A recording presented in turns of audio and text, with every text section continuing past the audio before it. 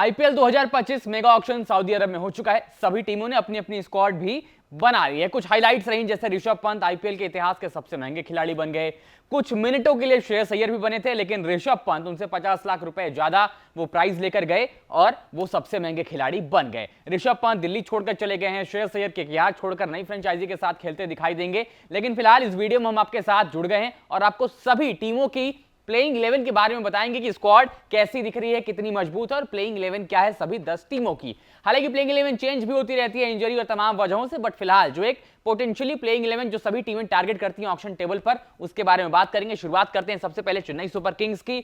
बड़े बड़े नाम आपको चेन्नई सुपर किंग्स की देखने को मिल रहे हैं यहां पर और काफी मजबूत स्क्वाड नजर भी आती है Chennai super kings. Ruturaj Gaikwad, Devon Conway, Rachin Ravindra, इनके लिए आरटीएम इस्तेमाल किया गया। राहुल त्रिपाठी हैदराबाद से यहां आ गए हैं। शिवम दुबे, सैम करन यहां पर हैं, पंजाब के पुराने कप्तान, इनको शामिल किया है टीम में। जड्डू ऑलरेडी थे। एमएस धोनी अनकैप्ड 4 करोड़ पर रिटेन हुए थे।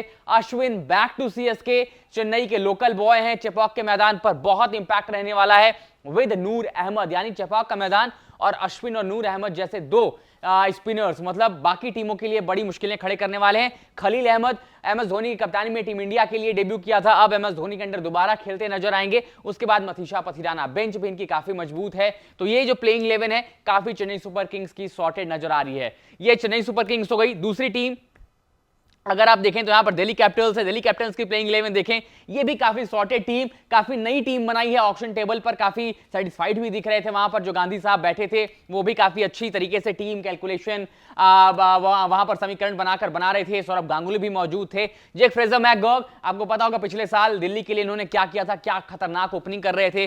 केएल राहुल इनके नए कप्तान पोटेंशियली यही होने वाले हैं। केएल राहुल इनको अच्छे खासे अमाउंट में लिया गया है। अभिषेक पोरेल विकेटकीपर बल्लेबाज का विकल्प यहां पर मौजूद। हैरी ब्रूक यहां पर है। ट्रिस्टन स्टब्स को रिटेन किया गया। अक्षर पटेल को रिटेन किया गया। आशुतोष शर्मा याद होगा पंजाब किंग्स के लिए खेल रहे थे पिछले सीजन में। शशांक और आशुतोष की जोड़ी खूब नाम कमा कर गई थी। विध्वंसक बल्लेबाज उनको लिया गया। Kuldeep Yadav experience mid star, पिछले साल केकेआर में थे, काफी महंगे बिके थे, बट इस बार अब दिल्ली कैपिटल्स के लिए आपको खेलते दिखाई देंगे। उसके बाद टी नटराजन है, मुकेश कुमार और समीर रिजवी। समीर रिजवी का नाम काफी चर्चाओं में था पिछले साल आईपीएल में जब चेन्नई सुपर किंग्स ने इन्हें खरीदा था। एमएस धोनी के बाद बल्लेबाजी करने का मौका मिला। लंबी हिटिंग के लिए, रेंज हिटिंग के लिए जाने जाते हैं, बट पिछली बार वो फायर पावर देखने को मिली नहीं। बट इस बार देखना दिलचस्प है दिल्ली की टीम के लिए क्या करते हैं यहाँ पर। बट जो बड़े नाम आपको पिछले साल यहाँ पर देखने को मिल रहे थे वो नहीं है। पृथ्वी शॉ अनसोल्ड गए हैं, मिच मार्श किसी दूसरी टीम में चले गए हैं, वार्नर अनसोल्ड गए हैं। लेकिन फिलहाल दिल्ली की टीम ऑन पेपर मजबूत नजर आती है। ये उनकी प्रोबेबल प्लेइंग 11 होने वाली है। इसमें आपको 12 खिलाड़ी देखने को मिलेंगे, बट एक इंपैक्ट प्लेयर वाला रूल भी हमने ऐड किया, इसलिए आपको यहां पर वो एक इंटरचेंज होता दिखाई देगा। अगर समीर रिजवी को खिलाना है तो गेंदबाजी के बाद हो सकता है टी नटराजन को बाहर बैठा दें और समीर रिजवी को वो एज इंपैक्ट प्लेयर ले आए, या अगर पहले बल्लेबाजी करें तो समीर रिजवी बल्लेबाजी कर लें और फिर इनको इंपैक्ट करके टी नटराजन को गेंदबाजी करा दें। अब अगली टीम अगर देखें तो यहां पर गुजरात टाइटंस है। काफी मजबूत टीम नजर आ रही है इस बार गुजरात टाइटंस। शुरुआती 2 सीजन जो हमने देखे गुजरात टाइटंस के काफी शानदार रहे। टीम अच्छा खेली। हार्दिक पांड्या की कप्तानी में एक बार टीम फाइनल में गई, एक बार फाइनल उठाया पहले इनॉग्रल सीजन में जब इन्होंने खेला, बट एक बार जो पिछला सीजन था शुभमन गिल की कप्तानी में वो बेहतर नहीं गया। बट अगेन इस बार यहां पर गुजरात टाइटंस, आशीष नेहरा और पार्थिव पटेल वहां पर डगआउट में मौजूद होंगे और काफी स्ट्रांग मजबूत टीम नजर आ रही है। जॉस बटलर राजस्थान रॉयल्स से अब ये गुजरात के लिए आएंगे, खेलेंगे। शुभमन गिल हैं। साई सुदर्शन नंबर 3 इनको रिटेन किया गया था। वॉशिंगटन सुंदर हैं, हाई आर्म एक्शन है, स्पिन अच्छा है, बल्ले से भी योगदान करते हैं, तो वो यहां पर आपको खेलते दिखेंगे। शरफेन रदरफोर्ड, फायर पावर मौजूद इनके पास, वो यहां पर बल्लेबाजी करेंगे। राहुल तेवतिया गेंद और बल्ले दोनों से कमाल। शाहरुख खान आपके पास मौजूद है। रेंज हिटिंग के लिए रखा जाता है शाहरुख खान को, बट अभी तक वो फायर पावर देखी नहीं गई है शाहरुख खान में। राशिद खान आपको पता है, स्नेक शॉट जो इनके पास है वो खतरनाक। यहां पर गेंदबाजी और बल्लेबाजी दोनों इनके पास। साई किशोर आपके पास एक स्पिन ऑप्शन मौजूद, बल्लेबाजी भी करते हैं, डोमेस्टिक में अपने बल्लेबाजी का जलवा दिखा चुके हैं। कागिसो रबाडा तेज गेंदबाजी का विकल्प। मोहम्मद सिराज आरसीबी से यहां आए। हम जैसे आरसीबी फैंस का दिल थोड़ा दुखा जरूर कि आरसीबी में अब हम मोहम्मद सिराज को नहीं देखेंगे, मियां भाई को नहीं देखेंगे, बट अगेन गुजरात में यहां पर मोहम्मद सिराज आपको देखने को मिलेंगे। उसके बाद प्रसिद्ध कृष्णा हैं। 3 तेज गेंदबाजी ऑप्शन। एक आपके पास साई किशोर हैं, आप इनको रिप्लेस कर भी सकते हैं। तो ये आप देखना पड़ेगा कैसे आप प्लेइंग 11 तय करते हैं, बट ये प्लेइंग 12 है, इसमें से एक इंपैक्ट के तौर पर बाहर भी जा सकते हैं और उनके जगह आप किसी को इन भी कर सकते हैं। तो ये यहां पर थी गुजरात टाइटंस। और अब अगली team defending champions KKR Kolkata night Riders. मतलब इन्होंने एक बड़ी अच्छी ऑक्शन स्ट्रेटेजी अपनाई कि आप जो आपकी प्लेइंग 11 थी फाइनल्स में जो आप जीते अगेंस्ट हैदराबाद, आप मैक्सिमम खिलाड़ी वहां से अपने खेमे में रखिए। हालांकि कुछ बड़े नामों को इन्होंने जाने दिया, जैसे श्रेयस अय्यर हो गए, डिफेंडिंग चैंपियन थे, डिफेंडिंग चैंपियन टीम के कैप्टन थे, but KKR decided to release him up. और नीतीश राणा भी 7 साल लंबा साथ छोड़कर केकेआर से चले गए हैं। बट अगेन अगर आप टीम देखें, सॉर्टेड टीम नजर आती है। गौतम गंभीर भी अब नहीं होंगे, बट फिर भी ओवरऑल टीम अच्छी है। सुनील रैन है, क्विंटन डिकॉक इन्होंने काफी सस्ते में ले गए, बट अगेन क्विंटन डिकॉक पर बाकी टीमों ने भरोसा जताया, लेकिन अगर क्विंटन डिकॉक यहां पर है तो वो एक्सपीरियंस इनके काम आने वाला है। रहाणे को लिया, रहाणे आखिर में पहले अनसोल्ड गए थे, बट उसके बाद आखिर की बिडिंग्स में वो चले गए। वेंकटेश अय्यर सरप्राइजिंग रहे, बहुत लोगों को यकीन नहीं था कि वेंकटेश अय्यर इतने हाई प्राइस पर खरीदे जाएंगे, बट वेंकटेश अय्यर को 20+ करोड़ 23 करोड़ के आसपास खरीदा गया है। तो शायद आई थिंक कप्तानी के लिए विकल्प देखें तो आई थिंक वेंकटेश अय्यर एक परफेक्ट चॉइस होंगे। रिंकू सिंह के भी नाम की चर्चा थी कि रिंकू सिंह को कप्तानी सौंपी जा सकती है, बट देखना दिलचस्प कि क्या रिंकू सिंह केकेआर के अगले कप्तान होंगे। उसके बाद आंद्रे रसल है, रमनदीप सिंह है, हर्षित राणा है, वरुण चक्रवर्ती गेंदबाजी विकल्प गजब की गेंदबाजी करके गए टीम इंडिया के लिए साउथ अफ्रीका दौरे पर। वैभव अरोरा है, स्पेंसर जॉनसन और मनीष पांडे को आखिर में लेकर आए हैं। तो 2 तेज गेंदबाजी 3 तेज गेंदबाजी ऑप्शन है।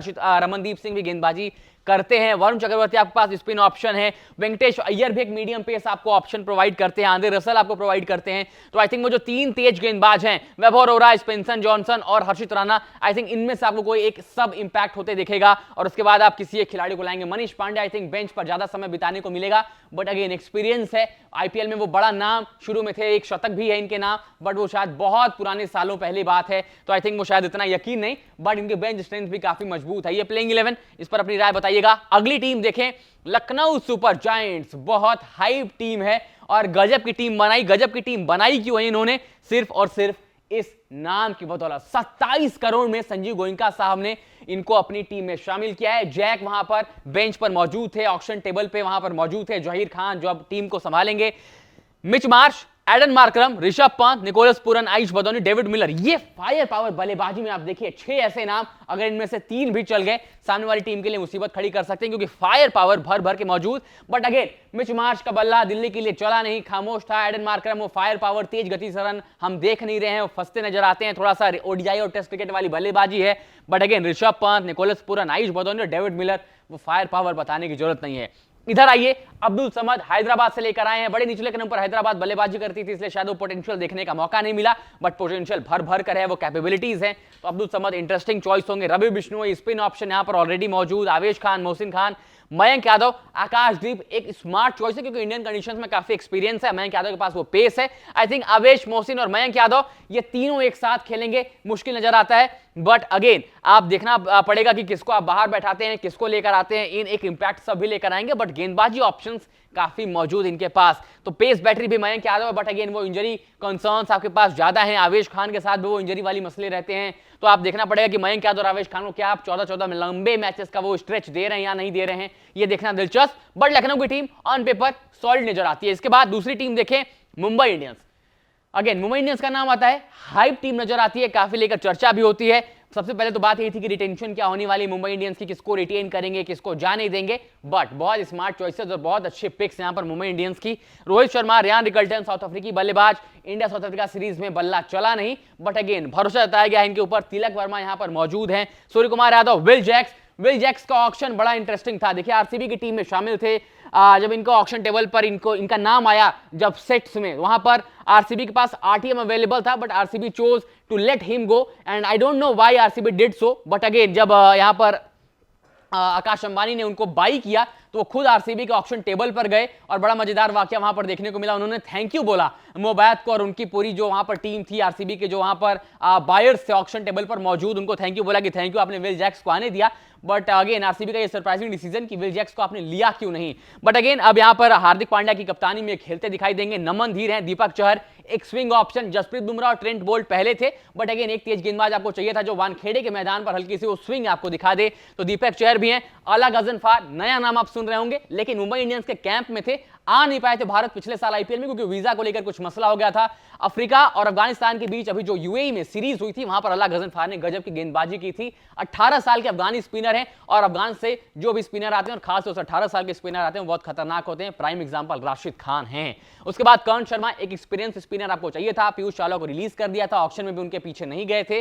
तो दो बेहतर स्पिन ऑप्शन जसप्रीत और ट्रेंट आपके पास मौजूद। तीसरा गेंदबाजी विकल्प दीपक चहर, नमन धीर आपके पास मौजूद हैं। दीपक चहर को आप इंपैक्ट सब करके एक बल्लेबाज ऐड कर सकते हैं, अगर आप वो इंपैक्ट रूल के हिसाब से देखें तो। एक सॉलिड टीम अगर अभी तक आप देखें मुंबई इंडियंस की, अच्छी टीम, ज्यादा पिक्स के लिए नहीं गए बाइंग में। अगर आप देखें टेबल पर एक अच्छी सॉलिड स्क्वाड बनाने के लिए आई थिंक वो प्रिपरेशन दिख रही थी कि आपको कौन चाहिए कौन नहीं चाहिए। इसके बाद अगली टीम देखें, पंजाब किंग्स। एक बड़ा सुनहरा मौका था पंजाब किंग्स, आरसीबी और दिल्ली कैपिटल्स के पास कि इस बार मेगा ऑक्शन में एक स्ट्रांग टीम बनाई, एक ऐसी टीम बनाई कि अगर आपको जब शफल करने की बारी आए तो बहुत ज्यादा कुछ सोचना ना पड़े। जो पिछले काफी सालों से आप ऑक्शन टेबल पर गलतियां करते आए थे, उसको सुधारने का बेहतर मौका। अब यहां पर पंजाब किंग्स देखिए, जॉश इंग्लिश ऑस्ट्रेलियाई विकेटकीपर बल्लेबाज हैं, तेज गति से बल्लेबाजी करते हैं। बस शायद ऑस्ट्रेलिया की नेशनल टीम में नीचे बहुत खेलने का मौका मिलता है, या तो वहां तक मैच बहुत पिछल गया होता है, या फिर मैच ऑस्ट्रेलिया वहां तक जीत गई होती है। पोटेंशियल है, उसमें कोई दो राय नहीं, जब भी मौका मिला है रन बनाया है। प्रभ सिमरन को इन्होंने रिटेन किया था।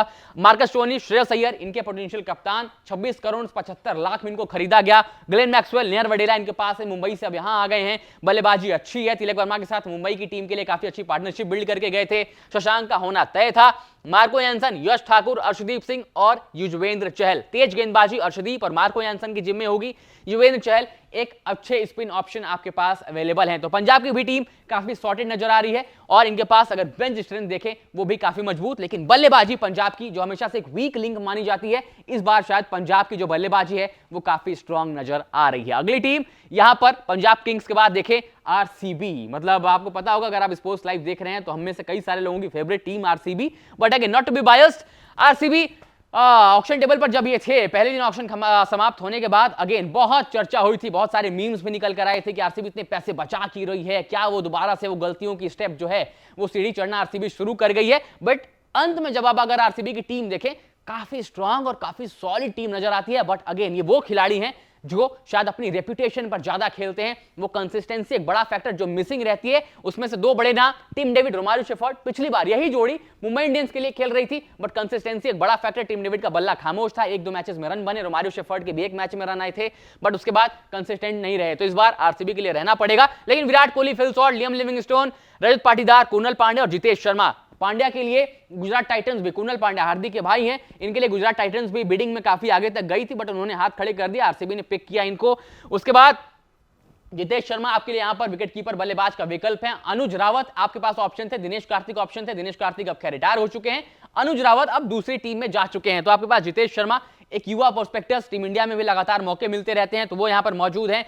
टिम डेविड, रोमारियो शेफर्ड के बारे में हमने बात करी, राशिक सलाम एक युवा तेज गेंदबाज, भुवनेश्वर कुमार इनको लिया गया, काफी अच्छे अमाउंट में वो भी यहां पर गए हैं। उसके बाद जॉश हेजलवुड, एक्सपीरियंस है, वापसी कर रहे हैं आरसीबी की टीम में, पहले आरसीबी के लिए खेल चुके हैं। उसके बाद यश दयाल के साथ ये गए हैं, यश दयाल को उन्होंने रिटेन किया है। और फिर आखिरी नाम सुयश शर्मा का आप देख रहे हैं। सुयश शर्मा स्पिनर, वही कोलकाता के लिए जिनको ज्यादा मौके खेलने का मिला तो नहीं, लेकिन जब भी इंपैक्ट सब के रूप में आए टीम में, इंपैक्ट डालकर गए हैं। तो सुयश शर्मा आपके लिए एक बेहतर पिक होंगे। अगली टीम आरसीबी के बाद देखें तो राजस्थान रॉयल्स, एक ऐसी टीम प्रोस्पेक्टस में जिनको लेकर लगातार चर्चा होती है, आईपीएल ट्रॉफीज के पास पहुंचे भी हैं, बट 2008 के बाद वो नसीब नहीं हुए trophy. But again Sanju Samson की कप्तानी वाली टीम, यशस्वी जायसवाल, संजू सैमसन, नीतीश राणा कोलकाता के बाद यहां आ चुके हैं, लेफ्ट हैंडेड बल्लेबाज हैं। क्या मिडिल ऑर्डर में इनकी जगह बनती है या नहीं बनती, देखना दिलचस्प। रियान पराग, ध्रुव जुरेल, सिमरन हेटमायर, ये सारे रिटेंशन थे, 5-6 के 6 रिटेंशन हालांकि राजस्थान ने किए थे, तो इनके पास वो कोई रिटेंशन या आरटीएम कार्ड अवेलेबल नहीं थे। उसके बाद वनिंदु हसरंगा, यहां पर आप एसआरएच की टीम में इनको देख रहे होंगे, बट अब यहां पर इनकी वापसी हुई है